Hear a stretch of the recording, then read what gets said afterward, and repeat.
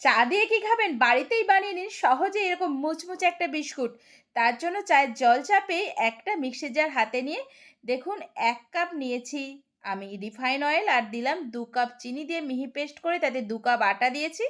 আর দিলাম ১ চামচ মতো বেকিং পাউডার, ১/২ চামচ বেকিং সোডা আর তার সাথে কিছুটা ড্রাই নারকেল ছিল দিয়ে দিয়েছি। দিয়ে ভালো করে হাতের সাহায্যে মেখে নেবেন।